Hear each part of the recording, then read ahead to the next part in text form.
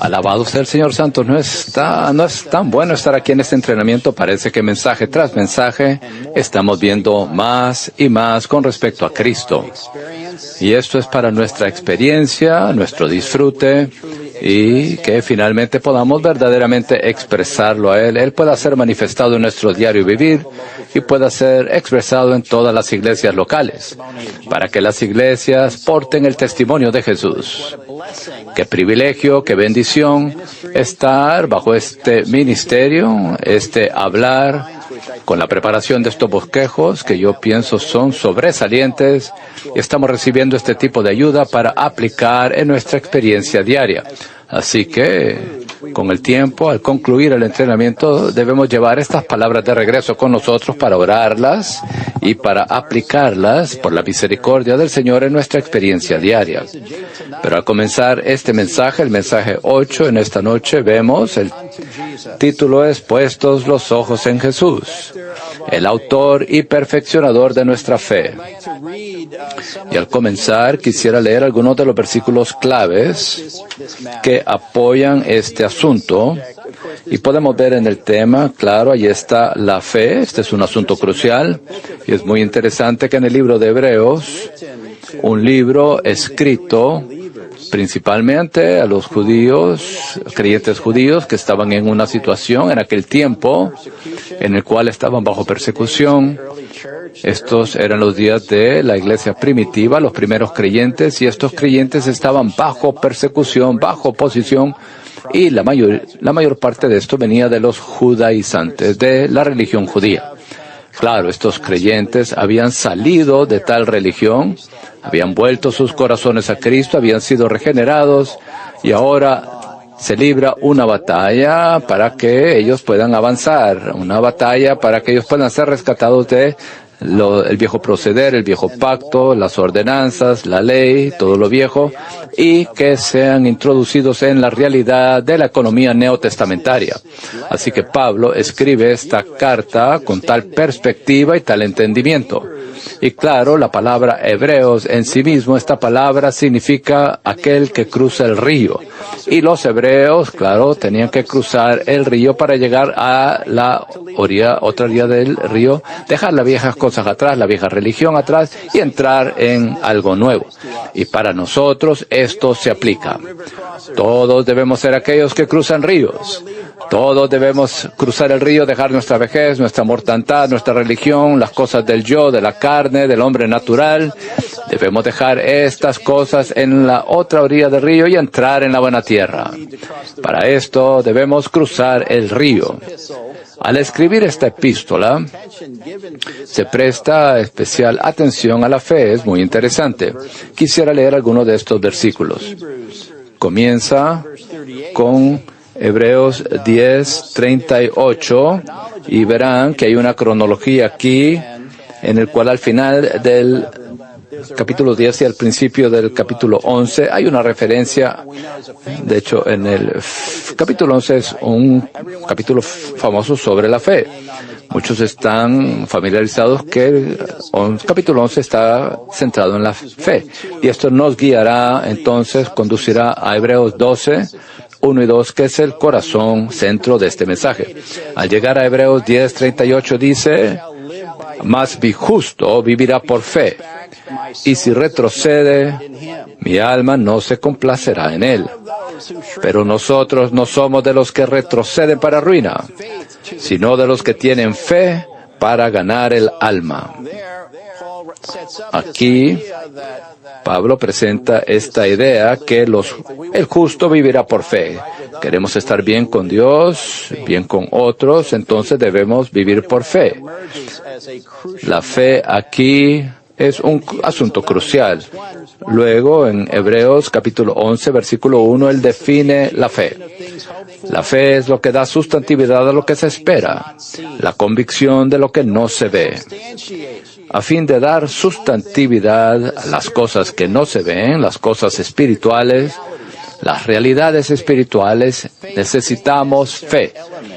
La fe es el elemento necesario para poder hacer esto. Claro, el resto del capítulo 11 de Hebreos, habla sobre los testigos de la fe. Abel, Enos, Abraham, Moisés y los profetas. Todos estos que llevaron una vida de fe.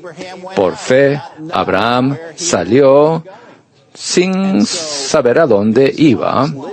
Salió sin saber a dónde iba. Estos testigos de la fe vivieron tal vida para complacer a Dios. Y luego, al final del capítulo 11, tenemos dos versículos 39 y 40, y que dicen: y todos estos, aunque alcanzaron buen testimonio mediante la fe, no recibieron la promesa. Todos estos se refiere a los que se le hizo referencia en el capítulo 11. Ellos vivieron una vida de fe. Alcanzaron buen testimonio mediante la fe, pero no recibieron la promesa.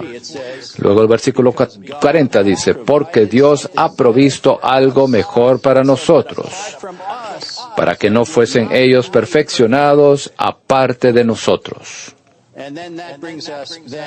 Eso entonces nos conduce al capítulo 12, versículo 1. Por tanto, nosotros también, teniendo en derredor nuestro tan grande nube de testigos, despojémonos de todo peso y del pecado que tan fácilmente nos enreda, y corramos con perseverancia la carrera que tenemos por delante, puestos los ojos en Jesús, el autor y perfeccionador de nuestra fe, el cual por el gozo puesto delante de él sufrió la cruz, menospreciando el oprobio, y se sentó a la diestra del trono de Dios. Así que en la conclusión del capítulo 11, este gran capítulo sobre los testigos de la fe, muchas personas piadosas, justas, que vivían por la fe, pero ellos no recibieron la promesa, porque Dios tenía algo para nosotros. Él ha provisto algo mejor, porque aparte de nosotros, ellos no pueden ser perfeccionados. ¿Qué significa esto? Luego, ¿no? En el capítulo 12 se nos habla aquí de esta grande nube de testigos. En esta reunión, estamos hablando de 1975, íbamos camino a la reunión en el entrenamiento de Hebreos, en este estudio de vida de entrenamiento. En ese año, el hermano Lee en el verano dio la primera parte de Hebreos, y en el invierno de diciembre de 1975, la segunda parte del estudio de vida de Hebreos. Yo había sido ganado por el Señor para entrar en su recobro en septiembre de 1975. En aquel tiempo, yo escuché entre los santos, ellos estaban hablando mucho acerca de este entrenamiento en Hebreos. Y se referían a este entrenamiento, fue tan maravilloso. Y yo decía, bueno, este próximo entrenamiento, yo necesito estar allí. Así que era nuevo, acababa de entrar en la vida de iglesia. En aquel tiempo yo trabajaba en un hospital psiquiátrico. Y tenían una política de que uno no le daban el tiempo libre durante el tiempo de diciembre, en el tiempo de las Navidades. Yo sabía que ellos tenían esta política, pero entonces dije, bueno, con base a lo que yo estaba escuchando, yo tengo que ir a este entrenamiento. Así que fui, pedí ese tiempo libre, me dijeron que no.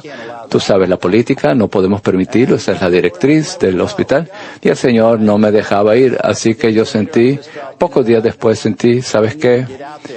Yo tengo que ir. Estábamos en Nueva York, estábamos escuchando ese entrenamiento en California, y sentí que tenía que ir a ese entrenamiento. Fui de nuevo a ellos y me dijeron, si vas para allá, para California, no regreses. Y bueno, fui a California y nunca he lamentado tal decisión. Porque en aquel tiempo, en ese entrenamiento, y aquellos de ustedes, hermanos y hermanas que estaban en ese entrenamiento, diciembre de 1975, Ese fue el último entrenamiento que se llevó a cabo en el Centro de Conferencias de Anaheim. Y en aquel tiempo el hermano Lee habló de esta grande nube de testigos. Y con base en los versículos que acabo de compartir, estaba presentándonos la carrera que debemos correr en nuestra vida cristiana. Y cómo hay muchos que ya nos precedieron. Grandes creyentes, los mártires del Antiguo Testamento, los creyentes del Nuevo Testamento, Pablo, Pedro, el resto. Y todos están allí. Ellos son esta gran nube de testigos. ¿Sabe? La nube en Éxodo, la nube es donde Dios está guiando a su pueblo. Y hoy, la nube incluye esta nube de testigos. Estos son aquellos que estaban llevando una vida de fe. Y estos son aquellos a quienes nosotros podemos seguir. Él nos dijo en esa reunión en 1975, nos dijo, ejerciten el espíritu de fe y dense cuenta, comprendan de que ahora estamos en una arena, en un estadio, y que alrededor de nosotros hay una gran nube de testigos. Abraham, Moisés, David, Pedro, Pablo. Y todos ellos nos están animando a que continuemos, a que prosigamos corriendo esta carrera. Y en esta noche, esta nube de testigos está entre nosotros. Estamos aquí corriendo la carrera. Y estamos aquí para correr la carrera hasta el final. Y estamos corriendo esta carrera para ganar el premio, porque sin nosotros, si nosotros no concluimos esta carrera, entonces estos héroes de la fe, podríamos decir, ellos todavía no han sido completados sin nosotros. Él se refirió a Mateo 11:11, lo llamó un gran versículo. Dice, de cierto os digo, entre los que nacen de mujer, no se ha levantado nadie mayor que Juan el Bautista. Pero el más pequeño en el reino de los cielos, mayor es que él.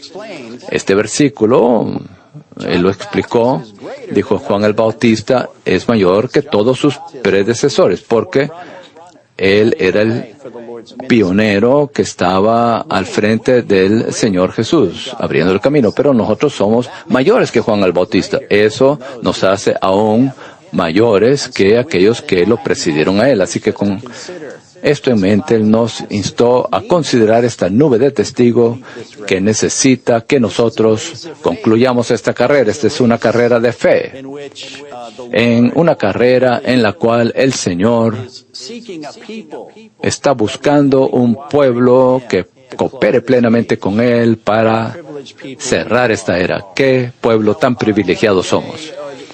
El otro día, la otra noche, una de las hermanas mencionó estos versículos en Mateo capítulo 13, y en el contexto de lo que estamos hablando, quisiera leer estos versículos, Mateo 13, 16 y 17. Pero bienaventurados vuestros ojos porque ven, y vuestros ojos porque oyen. Porque de cierto os digo, que muchos profetas y justos desearon ver lo que veis, y no lo vieron, y oír lo que oís, y no lo oyeron. Hermanos y hermanas, yo creo que este es nuestro caso. En este entrenamiento estamos viendo y oyendo cosas que muchos hombres justos a lo largo de los siglos no han visto ni han oído. Así que qué bendición es esto, pero a la vez qué gran responsabilidad para que nosotros prosigamos y sigamos corriendo la carrera. Vamos ahora entonces al bosquejo. Comienza de una manera perfecta, puestos los ojos en Jesús. Al considerar esta carrera de fe, al considerar nuestra vida cristiana, vida de iglesia, debemos poner los ojos en Jesús. Me gusta el comienzo de esta frase, puestos los ojos en Jesús. Hay que volver la mirada apartándonos de cualquier otra cosa, los problemas. Volviendo la mirada, apartando los ojos de nuestras propias carencias, el entorno, nuestros fracasos. les digo, todos conocemos los fracasos, todos conocemos los problemas, los errores, pero vuelva la mirada apartándose de todo eso. Podemos volver la mirada apartándola de todas esas cosas, poniendo los ojos en Jesús. La palabra griega traducida puestos los ojos denota mirar fijamente, apartando la mirada de cualquier otro objeto.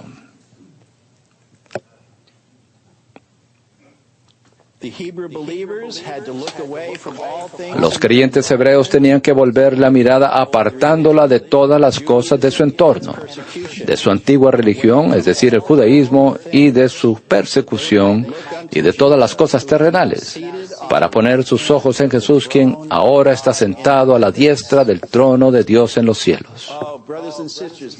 Hermanos y hermanas, tengamos nosotros, espero que tengamos una vida en la cual volvemos la mirada apartándola de tantas cosas que nos causan problemas externa e internamente, para darnos cuenta. Al volver la mirada, ponemos los ojos en Jesús. Y este Jesús es un imán magnífico, el más atractivo en todo el universo. Una de las cosas que nos obstaculizan con respecto a poner los ojos en Jesús es que nos ocupamos y nos distraemos por muchas cosas. Una de las cosas que nos causa muchos problemas es nuestro yo.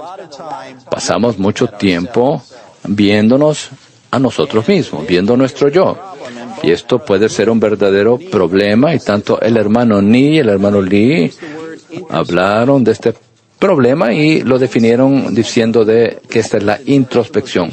En el estudio de cristalización del Cantar de los Cantares, el hermano Lee habla sobre la introspección, porque la introspección es un problema que es muy real entre nosotros. La introspección es un asunto donde usted se ve a sí mismo, su propio progreso, cómo le está yendo, cómo está progresando, y esto nos ocurre mucho. Nos damos cuenta de esto por las citas, con los servidores, con los entrenantes. Todos nosotros somos un grupo serio de personas. Estamos aquí pasando una semana en la palabra, viajando de muchos lugares para llegar acá. Estamos hablando aquí de cosas muy elevadas, sublimes. Estamos hablando de cerrar la era. Estamos hablando de aspirar a ser vencedores. Y es fácil escuchar estas cosas y luego medirnos con respecto a estas normas, y entonces nos volvemos la mirada a nosotros mismos y empezamos a medir nuestro propio progreso. Y esto, por una parte, está al lado de confesar, tratar con nuestra condición delante del Señor, abriéndonos a su luz, pero por otra parte podemos excedernos en cuanto a esto. Quisiera hablar de esto tanto del hermano Ni como el hermano Lee con respecto a advertirnos del peligro de la introspección, pero la solución es poner los ojos en Jesús.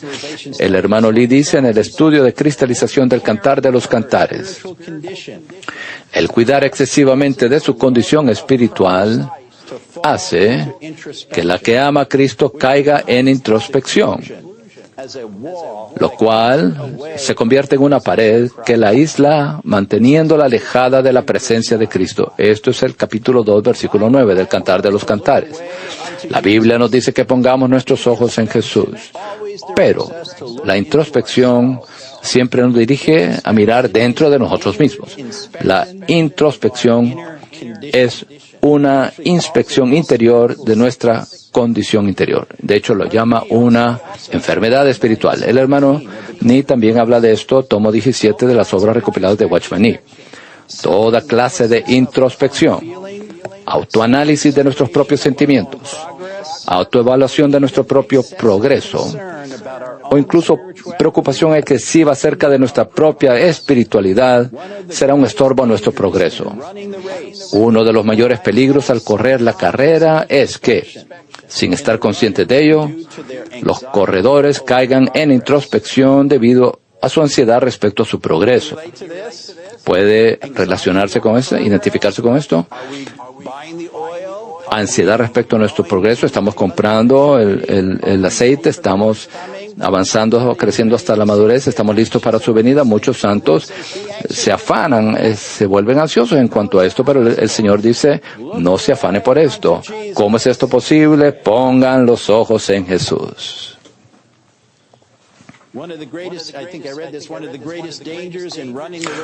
Uno de los mayores peligros al correr la carrera es que, sin estar conscientes de ello, los corredores caigan en introspección debido a su ansiedad respecto a su progreso. El resultado es que no podemos poner los ojos en Jesús.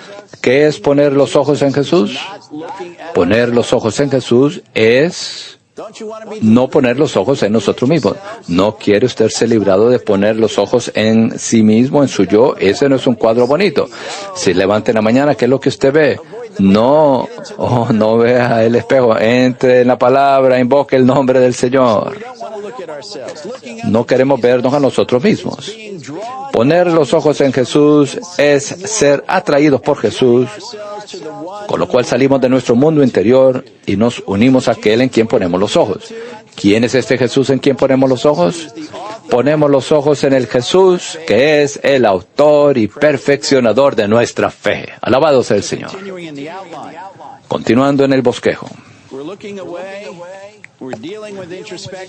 Estamos poniendo los ojos en Jesús, tomando medios con respecto a la introspección, volviendo la mirada, apartándola de la introspección, pero ahora debemos poner los ojos en Jesús. C. Si hemos de disfrutar al Cristo celestial, necesitamos volver la mirada apartándola de todo lo terrenal y poner los ojos en Él. El Jesús maravilloso, quien está entronizado en los cielos y coronado de gloria y de honra, es la mayor atracción que existe en el universo. ¿No es esto cierto? ¿Qué puede compararse con nuestro Jesús? Tenemos un cántico. ¿Quién es como nuestro Jesús? Él es todo lo que deseamos. Su amor nos atrae a Él y hace que nuestro espíritu esté ferviente. ¿Quién es como nuestro Jesús? Hay algo acerca de Él. Incluso para los incrédulos.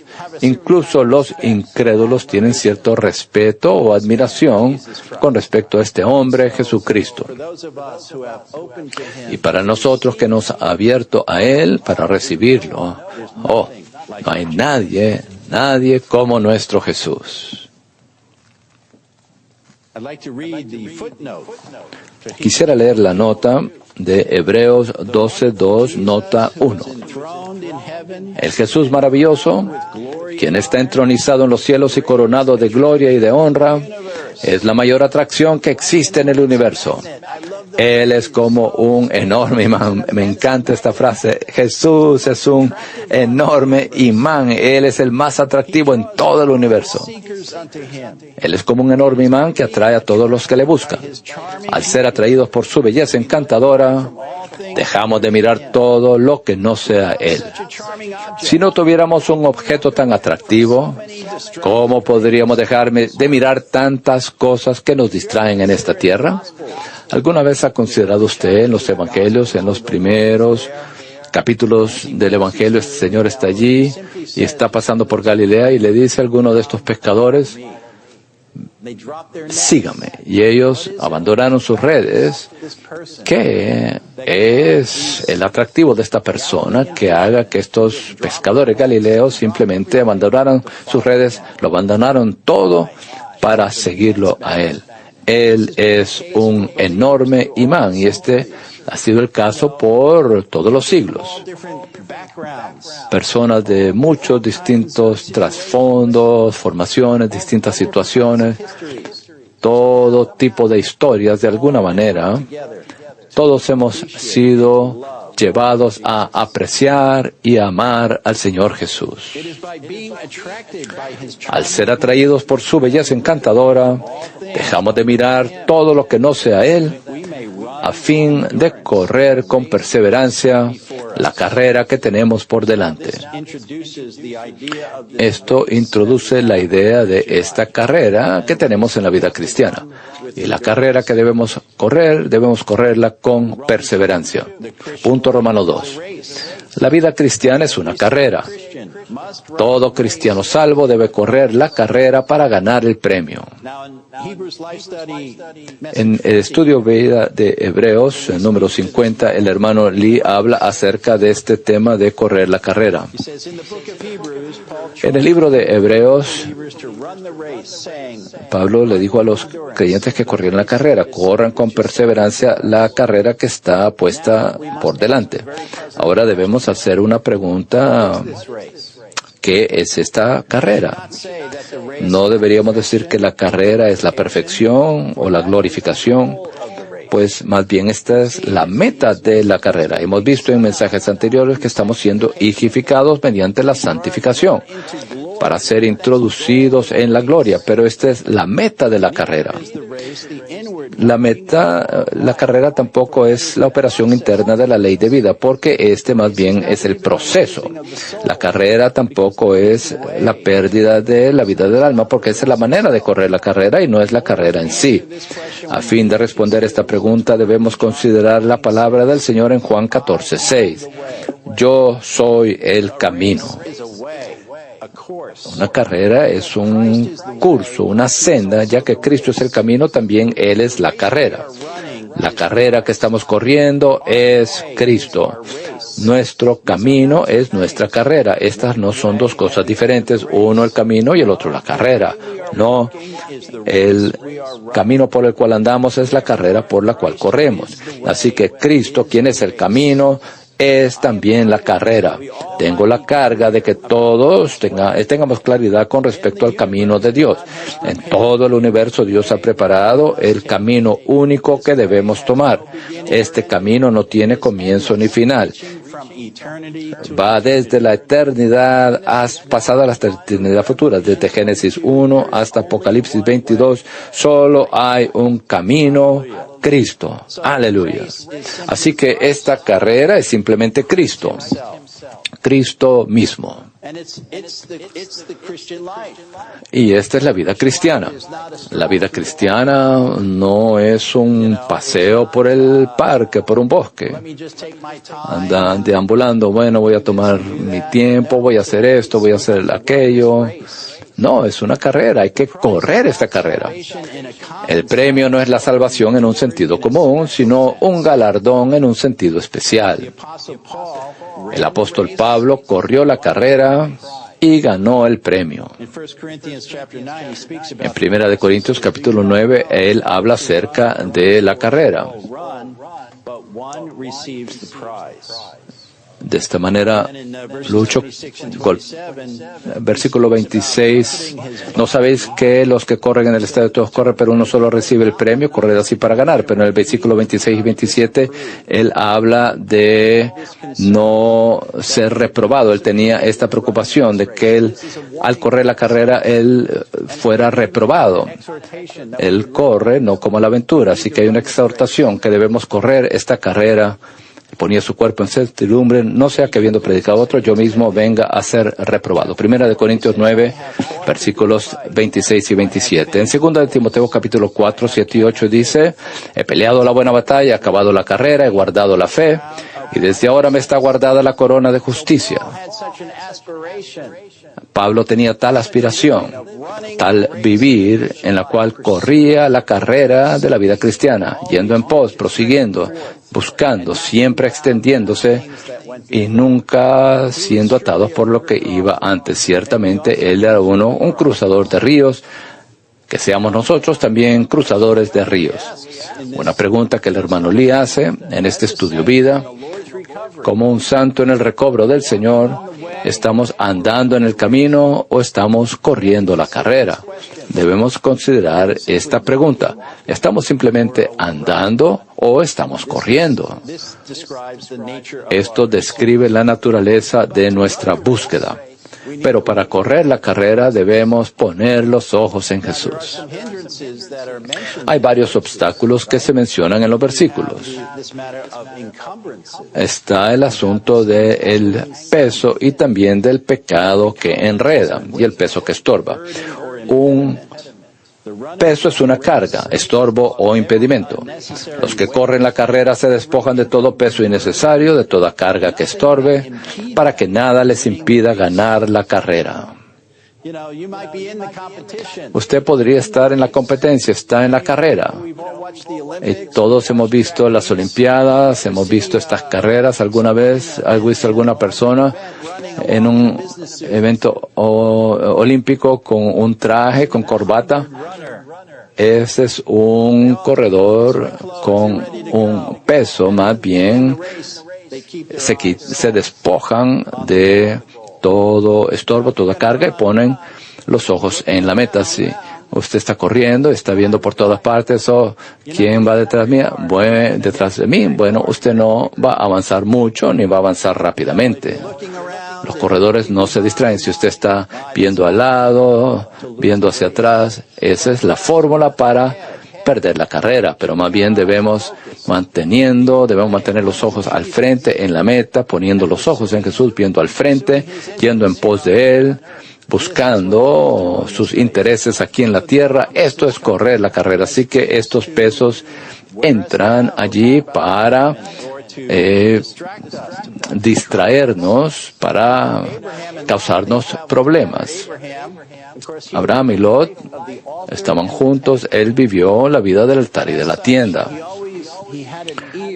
Y él tenía un oído para escuchar el hablar de la palabra de Jehová cuando le hablaba. Pero Lot era un hombre justo conforme a Pedro, pero él tenía muchos estorbos, tal peso, porque estaba viviendo en el lugar equivocado, estaba viviendo en la ciudad de Sodoma, y Lot, por tanto, un hombre justo, fue oprimido por ese entorno. ¿Cómo podía correr la carrera teniendo ese peso encima? Así que muchas veces en nuestra vida cristiana, al avanzar con el Señor, debemos considerar las situaciones prácticas delante de nosotros.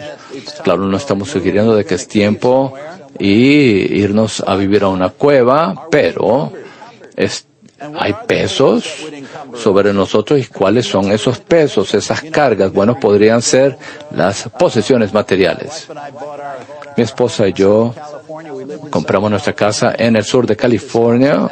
Compramos esta casa con mi esposa. En ese tiempo el precio no estaba tan alto. Antes que los precios se elevaran, era una nueva casa. Habíamos visto la casa modelo. Qué bonito, estaba todo muy limpio, ordenado. Entramos en esta casa y claro, era nueva, así que había que hacer el asunto de la jardinería, y bueno, un hermano nos ayudó con eso. Pero luego, una vez usted está adentro, usted se da cuenta, todo esto le pertenece a usted y usted tiene que encargarse de todo ello, mantenerlo limpio, cuidarlo. Y yo siempre me perturbaba eso en la cocina, con el mostrador en la cocina, y eso se ensuciaba. Bueno, en la casa modelo se veía muy bonito, pero en nuestra casa, después de un periodo de tiempo, de alguna manera, no podía, no estaba con el color que me gustaba, entonces no me gustaba eso porque no lo podía mantener limpio y bonito. Así que me di cuenta que ser propietario de una casa no es lo que la gente dice, así que debemos considerar, qué clase de trabajo vamos a tener. Yo practiqué ley por 25 años y hay compañías, yo estaba en una de ellas. Es una mala señal cuando ponen regaderas en las oficinas de este bufete de abogados. ¿Qué le está diciendo a usted la compañía? Piense acerca de esto. Eso es lo único que diré. Instalaron duchas, regaderas allí, en la oficina. No queremos tener cargas, estorbo mientras corremos esa carrera. Está bien. Mejor que tomar un trabajo que no pague tanto, pero que no tenga duchas o regaderas instaladas ahí para que usted se quede en la oficina todo el tiempo. El Señor dijo, buscad primeramente el reino, y en todas estas decisiones, tomar un trabajo, comprar una casa, dónde ir a la escuela, buscad primero el reino.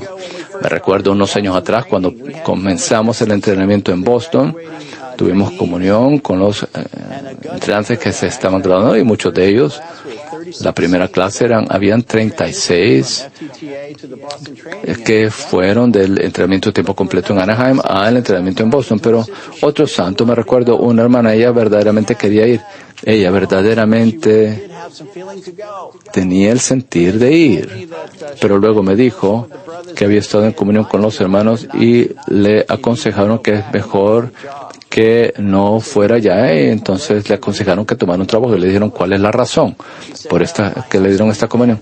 Bueno, yo tengo deudas. ¿Cuánta deuda tienes? Yo ni siquiera mencionar el número, la cantidad. No quiero molestarlos, perturbarlos a ninguno. $140,000 de deuda por haber cursado sus estudios universitarios. Bueno, se cerró el caso, te veré más tarde, ve a trabajar. Tienes que trabajar, tienes que pagar esa deuda. Bueno, confiamos que el Señor es soberano con respecto a tantas cosas. Por otra parte, es tiempo de despojarnos de estos pesos, porque es tiempo de correr la carrera.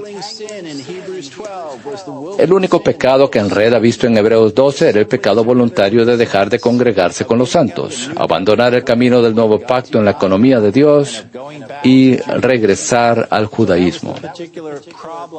Este era el problema particular que estaban enfrentando los creyentes judíos, pero el pecado que enreda puede aplicarse a muchas otras cosas. Y este pecado que enreda incluso nos descalificará de modo que no podamos correr la carrera. Tenemos que tomar medidas con respecto a estos asuntos. Tanto el peso que estorba como el pecado que enreda habrían estorbado a los creyentes hebreos y les habrían impedido correr la carrera celestial en el camino del nuevo pacto que consiste en seguir a Jesús. Habría estorbado a los creyentes hebreos y les habría impedido correr la carrera celestial. En el recobro del Señor no queremos ser estorbados ni impedidos de correr esta carrera. Necesitamos correr con perseverancia pidiéndole al Señor que encamine nuestros corazones al amor de Dios y a la perseverancia de Cristo. El libro de Apocalipsis usa esta palabra perseverancia al menos 7 veces. Si usted mira esta palabra, es muy común en el Nuevo Testamento, esta palabra perseverancia. Y tengo que decir que cuanto más he estado en el Señor y verdaderamente se requiere la perseverancia. Verdaderamente es necesario. Apocalipsis 3:10, la iglesia en Filadelfia guardó la palabra de la perseverancia del Señor. Apocalipsis 3:10.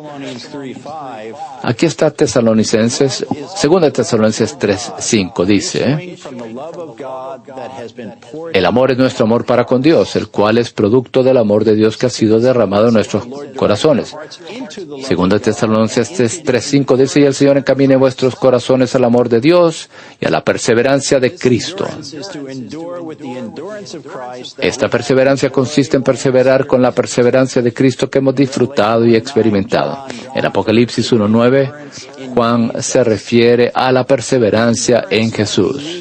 Así que la perseverancia que necesitamos para correr esta carrera, ya que esto no es una carrera rápida, más bien esto es como un maratón. Esta es una carrera a largo plazo, de larga distancia, por lo cual necesitamos perseverancia. El hermano Nee, en el tomo 38 de las obras recopiladas de Watchman Nee, él habla de las tácticas desgastadoras de Satanás.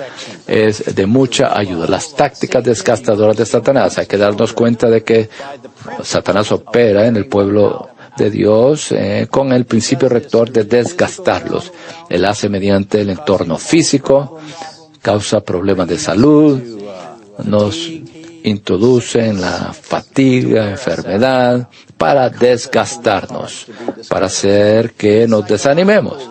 Y en la esfera psicológica también Él operará.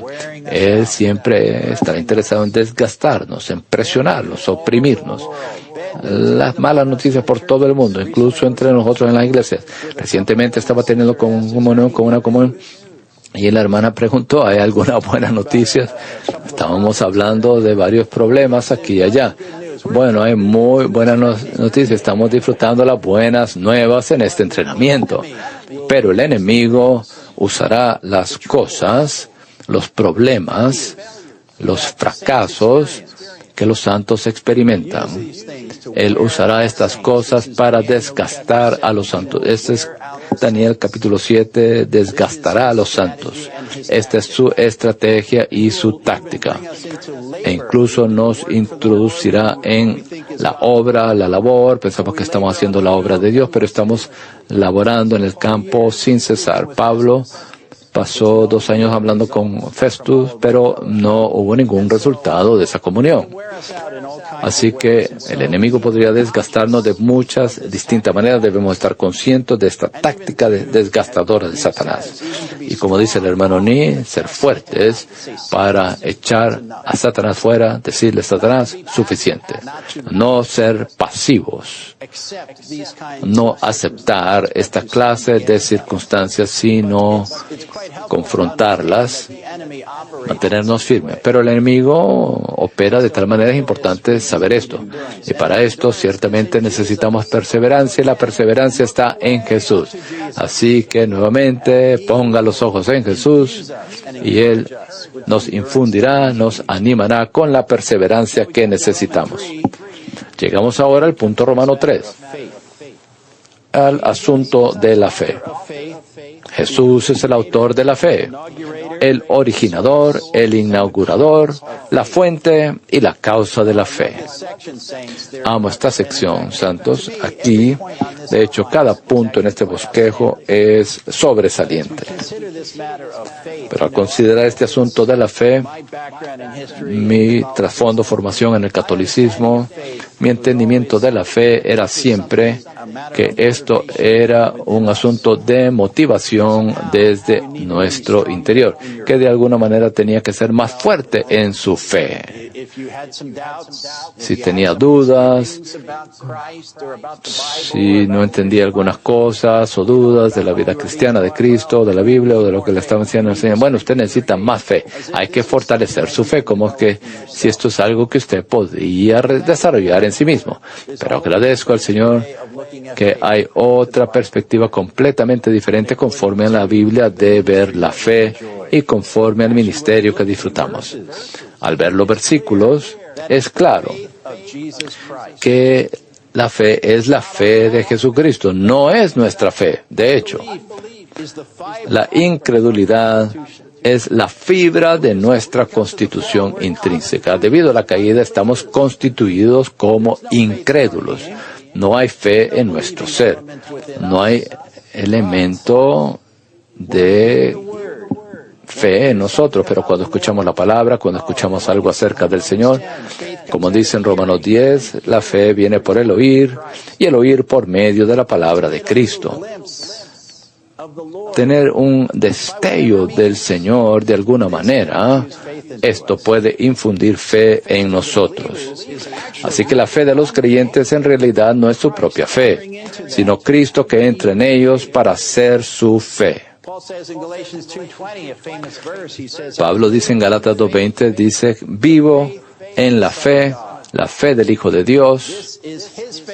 Esta es la fe del Hijo de Dios, no nuestra propia fe. Así que debemos volver la mirada apartándola de las otras cosas y verlo a Él, poner los ojos en Él. Cuanto más lo vemos, más nos infunde con este elemento de fe. Nuestra acción de creer es el aprecio que sentimos por Cristo como reacción a su atracción. Aleluya. Incluso antes de venir al Señor había algo acerca de Él. Me recuerdo, estaba viendo una película acerca de Cristo y yo pensaba, ¿por qué lo crucificaron? ¿Qué hizo Él para merecer esto? Y de hecho yo estaba llorando mientras estaba viendo la película. Y porque sentía porque esto no era justo, era injusto lo que habían hecho. Y usted, al ver a Jesús, la humildad, disfrutamos en el mensaje anterior, disfrutamos de Filipenses 2, ver este Dios hombre, tal modelo que se despojó a sí mismo, se humilló a sí mismo fue tan comprensivo al relacionarse con los otros seres humanos. Qué persona, qué Dios hombre Él es. Tan atractivo, tan placentero, tan grato. Cualquier oportunidad para nosotros de ver un destello de esta persona, la fe será impartida en nosotros. En nuestro hombre natural no tenemos la capacidad para creer, no tenemos fe por nosotros mismos. La fe por la cual somos salvos es la fe preciosa que hemos recibido del Señor, la fe que Dios nos ha asignado. Esta es segunda de Pedro. A nosotros se nos ha asignado fe, una fe igualmente preciosa. 4. Hay que prestar atención. Cuando ponemos los ojos en Jesús, Él, como Espíritu vivificante, se transfunde a nosotros, nos transfunde su elemento que cree. Así que Jesús es llamado el autor o el originador de la fe. Sin Él no hay fe, pero Él vivió una vida de fe y como tal, cuando nos abrimos a Él y cuando lo consideramos a Él, entonces la fe que es de Él es impartida en nosotros.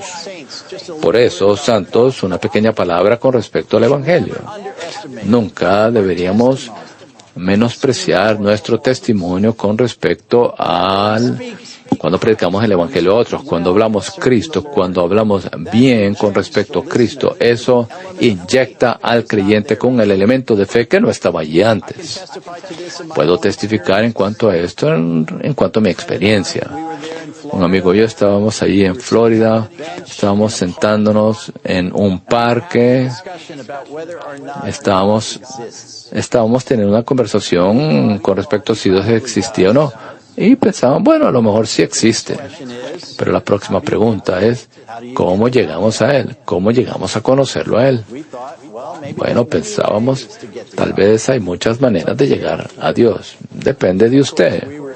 Claro, estábamos en tinieblas y al tener esta clase de conversación, este joven y su hermana se acercaron. Ellos eran creyentes regenerados y por primera vez yo estaba escuchando el Evangelio. Yo había escuchado acerca de Cristo, pero nunca había escuchado el Evangelio de Cristo. Y lo que había escuchado acerca de Cristo, yo diría, me había preparado hasta cierto punto, pero ahora escuchar a este hermano testificar que él conocía al Señor, que él había vuelto su corazón al Señor y había recibido a Cristo, había nacido de nuevo. Esto inyectó fe en mi corazón. Ahora, en cuanto a él, parece que nada ocurrió. Argumentamos con él por 2 o 3 horas. En cuanto a él, éramos 2 neoyorquinos argumentativos que estamos visitando Florida. Es lo único que él vio. Pero esa conversación cambió mi vida. Porque cuando él nos estaba hablando, yo podía ver en su rostro que el Señor era real y que Él tenía algo en su relación con el Señor que yo no tenía. Eso impartió un elemento de fe en mi corazón. Claro, fue un año después cuando recibí a Cristo, pero la fe fue inyectada en mí en aquel tiempo. Así que mi palabra para ustedes, santos, en sus trabajos, en las aulas, en las clases, en el vecindario, no se avergüence del Evangelio. Simplemente testifique, soy un cristiano y amo a Cristo. Incluso esa palabra será una inyección de fe en aquel que escucha. En cuanto a usted, a lo mejor la gente dirá, bueno, qué bueno para usted, hasta luego, nos vemos. Y tal vez usted siente, bueno, qué desanimante fue eso, olvídese de eso. Usted debe darse cuenta que cada vez que hablamos bien con respecto al Señor, eso inyecta fe en otro ser humano. Esta fe no proviene de nosotros, sino de aquel que se imparte en nosotros como el elemento que cree, a fin de que Él crea por nosotros. Es interesante en los evangelios, si usted ve, hay varios ejemplos en los que el Señor está allí. Él anda en medio del pueblo y de alguien con alguna enfermedad, algún problema, se acerca a Él. Jesús, sálvame, sáname. Marcos 10, por ejemplo, el ciego ve que el Señor pasaba por allí y Él clama, Jesús de Nazaret, sáname. El Señor se detuvo y le habla. Y luego dice, tu fe te ha sanado. Ahora la pregunta es, ¿quién lo sanó? Yo siempre pensé que era Jesús, pero Jesús dijo, tu fe te ha sanado. Marcos 10. La razón por la cual la fe de él lo pudo sanar es porque la fe le fue impartida a él, a este ciego, por Cristo mismo. Esa fe era simplemente Cristo, y esa fe sanó al ciego en Marcos 10.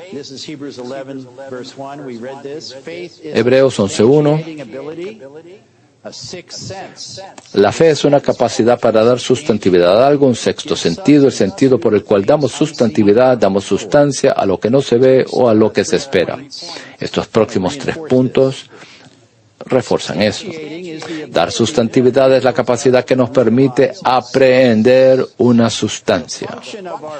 La función de nuestros 5 sentidos consiste en dar sustantividad a las cosas del mundo exterior, con lo cual transfieren a nuestro interior todos los ítems objetivos para que lleguen a ser nuestra experiencia subjetiva. Así como el ojo sirve para ver, el oído para oír y la nariz para oler, así también la fe. Nuestro espíritu de fe es el órgano por el cual damos sustantividad a todo lo que está en el mundo espiritual que no se ve. En estos días santos, yo verdaderamente creo que el Señor quiere adiestrarnos y pastorearnos con respecto a vivir en el mundo que no se ve. Debemos ejercitar nuestro espíritu de fe, nuestro espíritu mezclado, para creer y hablar lo que hemos experimentado del Señor. La fe está en nuestro espíritu, el cual está mezclado con el Espíritu Santo, no en nuestra mente. Las dudas están en nuestra mente. Ciertamente sabemos que esto es cierto. La persona reflexiva académica podría decirme, bueno, ¿me dirá usted que no puedo usar mi mente? No, no le estoy diciendo esto, pero le estamos diciendo, poned vuestra mente en el Espíritu. Ejercite su mente para aprender a discernir las cosas del Espíritu, las cosas que están ocurriendo interiormente en la esfera que no se ve. Para esto debemos poner los ojos en Jesús, porque Él fortalecerá nuestro espíritu de fe para que todas las dudas puedan ser eliminadas. 4. Es clave. No miramos u observamos las cosas que se ven y son temporales, sino las que no se ven y son eternas. Esto se basa en 2 Corintios 4:18. Por cuanto no miramos nosotros las cosas que se ven, sino las que no se ven. Pues las cosas que se ven son temporales, pero las que no se ven son eternas. Mencioné anteriormente, creo que, este versículo llegó a ser muy significativo para mí durante el tiempo de la pandemia, de COVID. Me recuerdo tener una experiencia muy clara caminando en Dublín, en el centro de Dublín, en la calle O'Connell, no en la Quinta Avenida de Nueva York, pero en nuestra versión en Dublín de esta calle famosa. Ahora usted va ahí, a lo mejor va a haber un desfile, hay tráfico, mucha gente ahí, pero en la pandemia nadie andaba por ahí caminando en esa calle, todo estaba cerrado.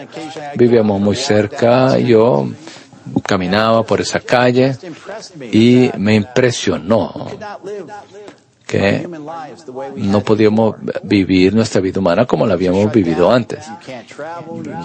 No se puede viajar, no puede haber contacto social, todo está cerrado, el café, los restaurantes, cines, todo estaba cerrado. Consideraba, bueno, tal parece que el Señor nos está adiestrando a que apreciemos las cosas que no se ven, porque las cosas que se ven no tienen un gran valor. Tal vez usted ama las películas, pero no puede ir a las películas. Tal vez a usted le gusta ir a tomarse un café con un amigo, pero está cerrado ese restaurante. Bueno, así que las actividades externas que todos apreciamos, todo eso estaba impedido. Esto tiene valor muy limitado, pero las cosas las cosas que no se ven, estas son las cosas que tienen valor eterno. Por tanto, debemos cultivar nuestro aprecio y entendimiento de las cosas que no se ven. Claro, Dios es espíritu. ¿Quiere usted algo que no se ve? Bueno, hablemos de Dios. ¿Quién ha visto a Dios? Pero Dios es espíritu. Y los que le adoran deben adorarlo en espíritu. Así que debemos cultivar mucho nuestra experiencia y aprecio de las cosas que no se ven. La vida cristiana es una vida de cosas que no se ven. La degradación de la iglesia consiste en degradarnos, apartándonos de las cosas que no se ven a las que se ven. Considere esto. Muchas veces podemos ser afectados, incluso entre nosotros en el recobro. Somos afectados por las cosas externas, la oposición externa, la persecución, o podríamos buscar resultados externos en nuestra obra. Si hay multitudes, bueno, ganamos 50 en esa reunión. Entonces, mantenemos una lista del número de todo esto, de estas medidas. No hay nada malo en eso, pero, sin embargo, debemos darnos cuenta que la fuente de lo que hacemos debe ser el espíritu que está en la esfera que no se ve. La degradación de la iglesia consiste en degradarnos, apartándonos de las cosas espirituales que no se ven a las cosas que se ven, las cosas materiales. El recobro del Señor consiste en recobrar a su iglesia, volviéndola de las cosas que se ven a las que no se ven. ¿Qué tal esto?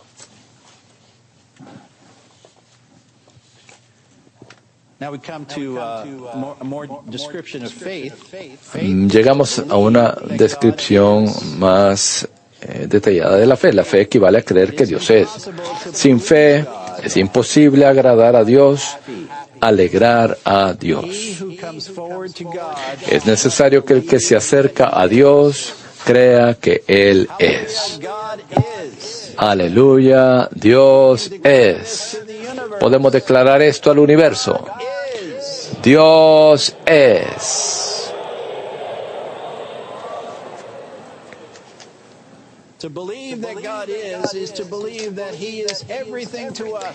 Creer que Dios es equivale a creer que Él lo es todo para nosotros y que nosotros no somos nada.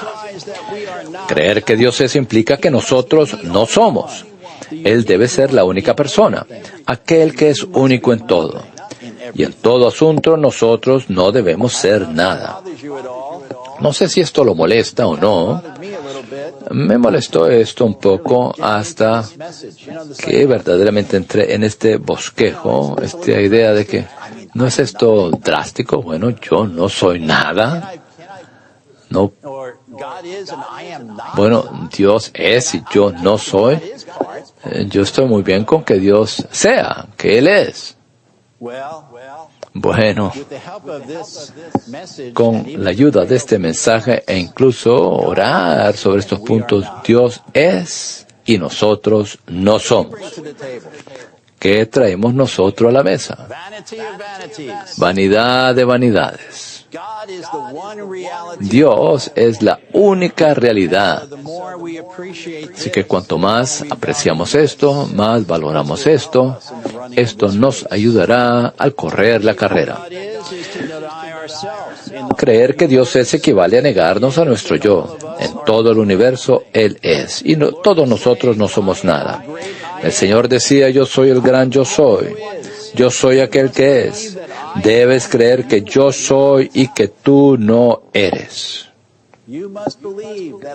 Debes creer que yo soy y que tú no eres. En cuanto al valor que lo determina todo esto, verdaderamente es cierto. Debemos negarnos a nosotros mismos, tomar nuestra cruz y seguirlo a Él. Porque no somos nada. Aparte de Él, no podemos hacer nada. ¿Cuánto necesitamos al Señor? Aprecio que esto se basa en la naturaleza de Dios. En el libro de Éxodo, Moisés fue a Jehová y dijo, bueno, si el pueblo pregunta cuál es tu nombre, ¿qué les digo? Y Jehová le dijo, yo soy el que soy. Yo soy, te envió. Dios es el yo soy. Esta palabra yo soy es el significado del nombre Jehová. Yo soy. Considera esto. La primera vez que leí ese versículo me detuvo. Dios es. Nada, no hay que decir nada más. Él es el que existe por sí mismo, el que existe para siempre. Y Él no depende de nada más, mientras que nosotros mismos somos seres creados. Aparte de Dios, no tenemos existencia. Por tanto, no somos nada, pero Dios lo es todo. Así que cuanto más nos demos cuenta de esto en nuestra vida cristiana, nuestra vida de iglesia, en nuestro servicio, esto será una ayuda para nosotros. En las obras recopiladas de Witness Lee, en 94 al 97, tomo 1, es un esposo general de la economía de Dios y el vivir apropiado de un Dios hombre. Hay un extracto. Los cristianos, hoy en día las personas en el mundo, los cristianos, aun los colaboradores que llevan la delantera entre nosotros, principalmente actúan y se comportan creyendo que ellos mismos son. Raramente vemos a un hermano que muestra en su actitud y expresión que no cree que Él es, sino que solo Dios es.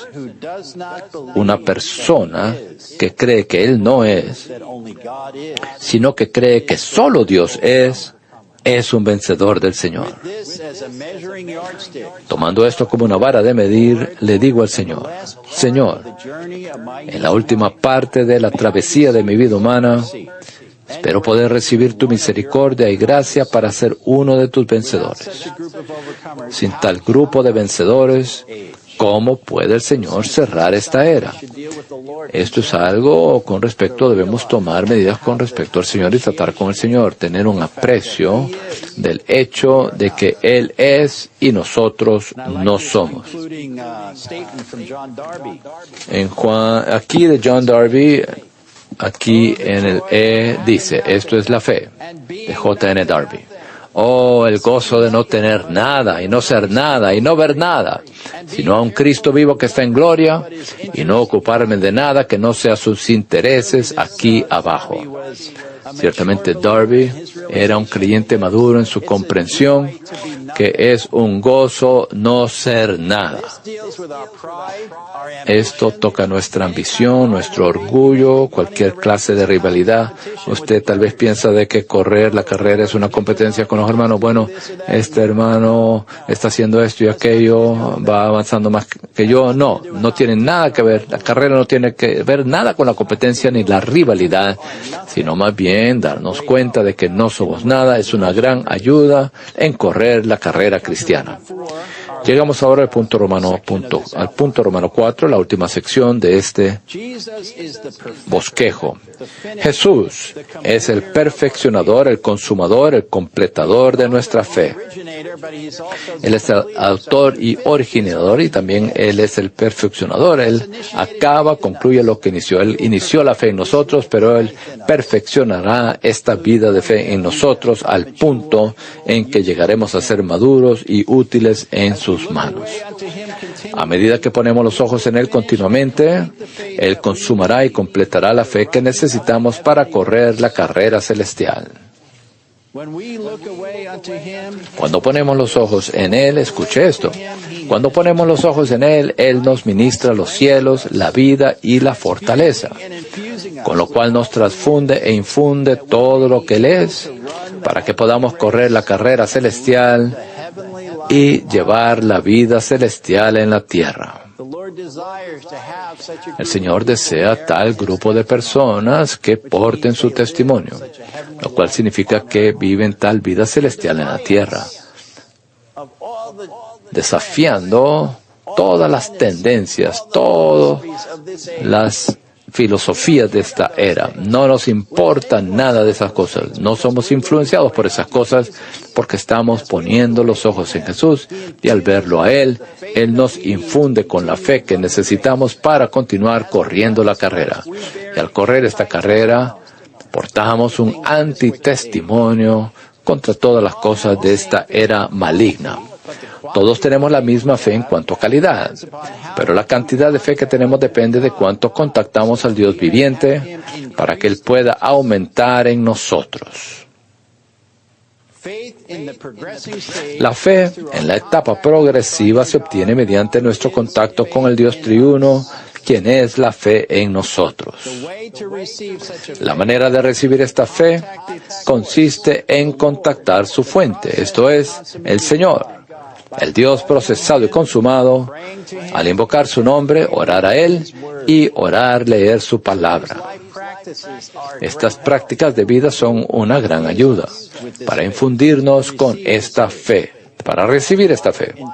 La ley de vida infunde fe en nuestro ser. Cuando lo contactamos, Él rebosa en nuestro interior y se produce una mutualidad de fe entre nosotros. Somos animados por medio de la fe que está en cada uno de nosotros. Filemón 6 habla de la comunión de tu fe. La comunión de tu fe. Cuando estamos en las reuniones de la iglesia, en las reuniones de hogar, en las fiestas, somos animados por la fe que vemos los unos en los otros. Así que debemos ser animados al estar unos con otros. Pero me gusta esta referencia que somos animados, mutuamente animados por esta fe. La fe nos anima mutuamente. Y al vivir esta vida, hay una necesidad de ser animados. Hay una sección en la cual el hermano Lee habla de aprender a vivir por fe en las tribulaciones. Hay mucho aquí, no tenemos el tiempo para entrar en todos los detalles, pero quisiera referirme a un pasaje aquí para nuestro ánimo, porque ciertamente necesitamos ánimo. Por una parte, nuestro camino es el camino de la fe. Por otra parte, la motivación para que tomemos este camino depende de nuestro conocimiento y revelación del Hijo de Dios. Por tanto, el Hijo de Dios debe siempre estar al frente nuestro. Nuestra mente y parte emotiva deben estar ocupadas de Él, con Él, y lo que vemos, lo que contemplamos, debe ser el Señor. Él es la atracción y la motivación. Él nos atrae a andar en el camino que está puesto delante de nosotros y Él nos motiva a andar por este camino. Así que aquí podemos ver que volver la mirada, poniendo los ojos en Jesús, nos da la motivación que necesitamos para andar en este camino de la fe. Luego Él dice, el Señor prueba la fe de los que le sirven. En el futuro seremos puestos en periodos de tribulaciones más y más difíciles. En los días venideros habrán tales tribulaciones, tales pruebas. Esas tribulaciones afectarán nuestros sentimientos. Harán que perdamos nuestro interés en servir al Señor. Perderemos la dulzura de tomar este camino. Incluso perderemos en cierto sentido el ánimo que proviene del Señor. Habrán problemas en nuestra familia, problemas relacionados con nuestra salud. Algunas dificultades podrían estar relacionadas con asuntos financieros y materiales.